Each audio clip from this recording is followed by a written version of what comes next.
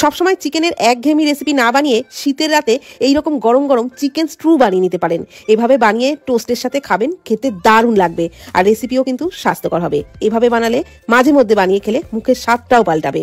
তো এই রেসিপির জন্য আমি এখানে 6-7 টুকরো মতো চিকেন নিয়েছি। পরিমাণ মতো লবণ, হাফ চামচ দিয়ে দিলাম গোলমরিচ গুঁড়ো, 1 টেবিল চামচ আদা রসুন বাটা, 1 টুকরো লেবুর রস দিয়ে দিচ্ছি। এইবার সমস্ত মশলা কিন্তু চিকেনের সাথে খুব ভালো করে মেখে নিচ্ছি। আর এখানে আমি উইথবোন চিকেনই প্রায় 6-7 টুকরো মতোই নিয়েছি। মেখে নেওয়া হয়ে গেলে ঢাকা দিয়ে 30 মিনিট মতো রেস্টে রাখবো। 30 মিনিট পরই রান্নাটা শুরু করছি। কড়াইয়ে 4 টেবিল চামচ সাদা তেলে 1 টেবিল চামচ বাটার দিয়ে দিলাম। 2-3টে দিয়ে দিলাম ফাটিয়ে নেওয়া এলাচ আর 8-10টা মতো গোটা গোলমরিচ। একটা তেজপাতা দিয়ে দিলাম। লো ফ্লেমে নাড়াচাড়া করে ফোড়নটাকে একটু ভেজে নিলাম।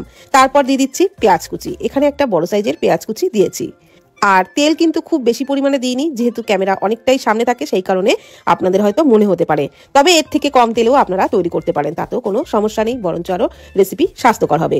তো পেঁয়াজটাকে হালকা করে ভেজে নিচ্ছি, খুব বেশি লালচে করে কিন্তু ভাজিনি। তারপর চিকেনের টুকরোগুলো দিয়ে দিলাম আর চিকেন দিয়ে নাড়াচাড়া করে একটু লালচে করে ভেজে নেব। আমি আজকে যেভাবে চিকেন স্টু বানাচ্ছি তাতে যেমন টেস্ট হবে তেমনই কিন্তু স্বাস্থ্যকর হবে। আর আপনারা যদি শুধু স্বাস্থ্যের কথা ভেবেই বানান তাহলে কিন্তু আরও কম তেলে তৈরি করতে পারেন। তো চিকেন হালকা লালচে করে ভেজে নেওয়ার পর দিয়ে দিলাম বড় বড় টুকরো করে কেটে নেওয়া আলু, গাজর, পেঁয়াজ আর পেঁয়াজ কলি। আমার কাছে যা যা সবজি ছিল তাই দিয়েই তৈরি করছি। দিয়ে দিলাম টমেটো কুচি, পরিমাণ মতো লবণ, হাফ চামচ দিয়ে দিলাম গোলমরিচ গুঁড়ো। এইবার সমস্ত কিছু চিকেনের সাথে নাড়াচাড়া করে ভাজা করে নেব। সমস্ত সবজি নাড়াচাড়া করে একটু ভাজা করে নেব, খুব বেশি লালচে করে ভাজার দরকার নেই।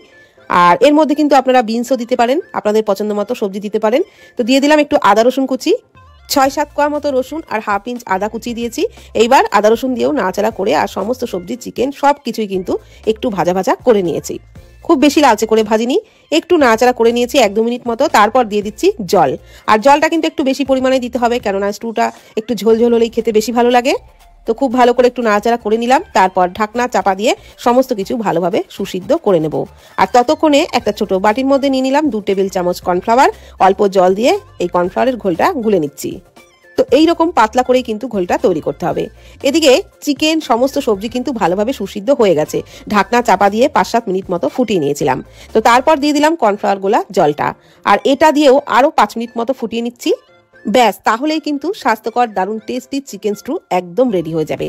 এভাবে বানিয়ে দেখুন, শীতের রাতে খেতে দারুণ লাগবে।